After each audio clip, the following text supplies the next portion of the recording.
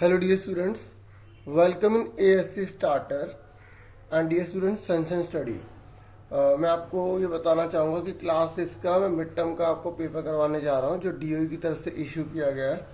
ठीक है, तो आप ध्यान से समझिएगा और कुछ समझ ना आए तो आप कमेंट बॉक्स में मुझसे पूछ सकते हैं। बाकी वीडियो दोबारा भी आप देख सकते हैं। ठीक है, तो पहला क्वेश्चन है, जैसे आप एग्ज़ाम में करेंगे वैसे ही, इसलिए मैं आपको पेज पर करके दिखा रहा हूँ। तो ये कह रहा है, ये एक संख्या लिखी हुई है, आपको बताना है इनमें से ये कौन सी है। यहाँ लिखा है 42,70,008 और इंग्लिश में लिखा है 42,70,008। तो फटाफट ढूंढो कि इसमें से कौन सा है। ठीक है, देखो लिखने का तरीका मैं आपको बता देता हूँ। जैसे यहाँ पे 42 लाख बोला ना, तो आप इस तरीके से देखो, पहली बार 3 होता है, फिर 2, फिर 2। ठीक है, ठीक है, ऐसे करना है। अब ये देखो यहाँ लिखा है 42 लाख, तो ये लाख की जगह होती है इकाई, दहाई, सैकड़ा, हजार, 10,000, लाख, 10 लाख, 1 10 100 1000 10,000 लाख, 10 लाख। तो ये हो गया 42 लाख, यहाँ पर आ गया 42 लाख, यहाँ आ गया। अब आगे क्या बोला, 70,000, इंग्लिश में 70,000, तो ये हजार वाली जगह, तो 70,000 आ गया। उसके बाद क्या बोला है 8, तो इस पूरी जगह में क्या आ रहा है 8, तो 8 कहाँ लिखते हैं, यहाँ लिखते हैं। तो यहाँ जाओ, जो जगह खाली बच गई वहाँ 0 लिख देंगे। अब देखो इसके जैसा आंसर कहाँ लिखा हुआ है, 427,008। ठीक है, तो 427, ये लिखा 427,008। ठीक है, तो इसका आंसर क्या आ गया, डी आ गया। तो आप डी लिख के 4 2 7 1 2 3। अब एक बार चेक कर लो कि तुमने सही करा गलत करा है, पढ़ के देखो। 1 10 100 1000 10,000, फिर लाख, 10 लाख, 42,70,008। हमने सही करा ना।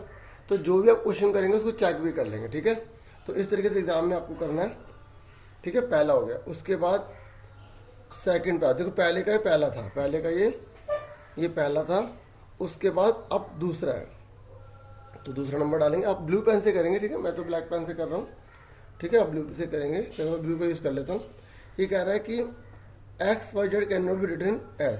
ये कह रहा है ये जो एंगल है ना, एंगल XYZ को हम कैसे नहीं लिख सकते, इनमें से कैसे नहीं लिख सकते। देखो जिसकी बात हम करते हैं ना, ये जो कोण होता है, ये देखो, पहले मैं थोड़ा रफ में भी आपको समझाऊंगा क्योंकि खाली लिखने आंसर करने का फ़ायदा नहीं ना।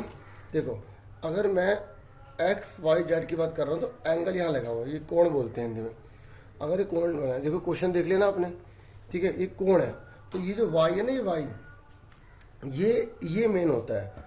तो हम इसको ऐसे भी लिख सकते हैं, हम इसको खाली इतना भी लिख सकते हैं क्योंकि y की बात हो रही है। हम इसको z को आगे और x को बाद में ऐसे भी लिख सकते हैं।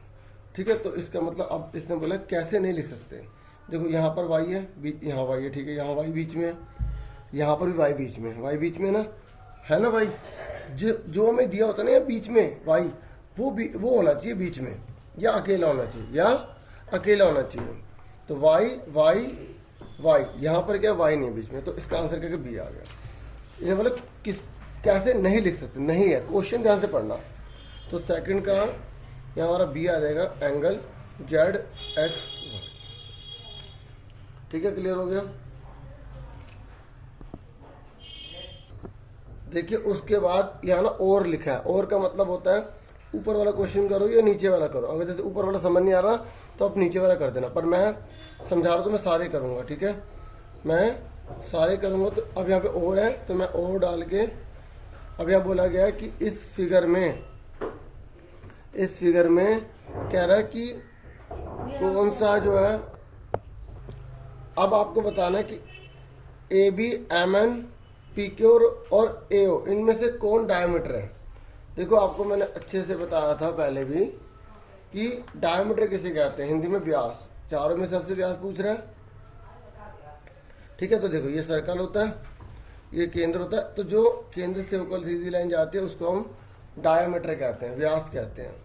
ठीक है, तो अब बताओ कौन सा व्यास है। ये देखो नाम लिखा A, इसका नाम है B, तो AB आंसर आ जाएगा।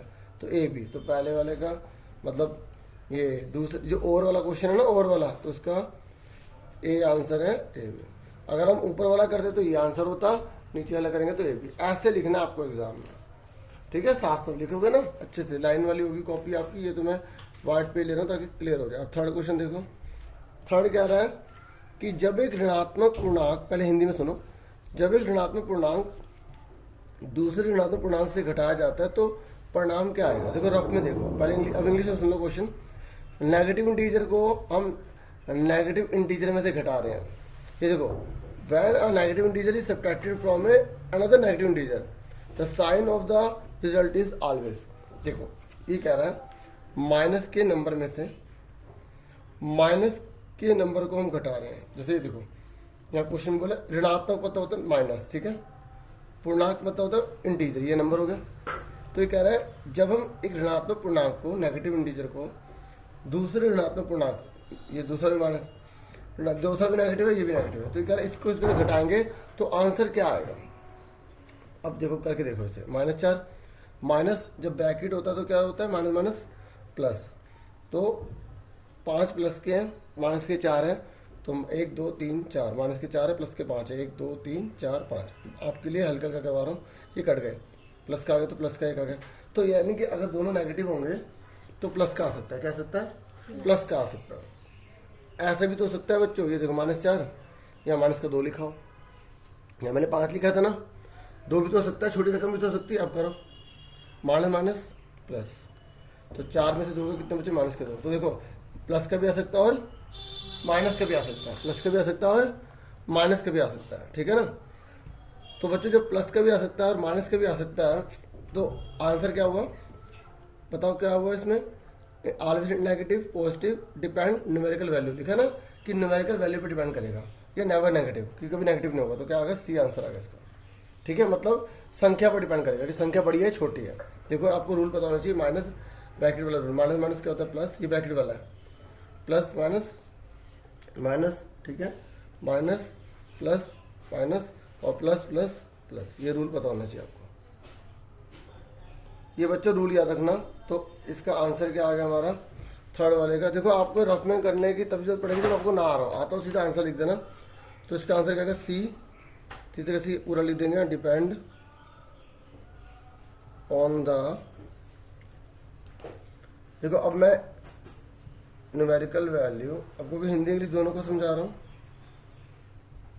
तो मैं दोनों में लैंग्वेज में लिखूंगा, तो आप ये मत कहना कि हमें भी दोनों में लिखना है, ठीक है। थोड़ा सा कॉमन सेंस आप लगाओगे, हिंदी वाले हिंदी में लिखेंगे और इंग्लिश वाले इंग्लिश में लिखेंगे,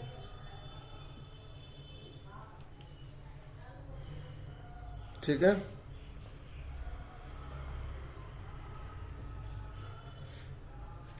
चलो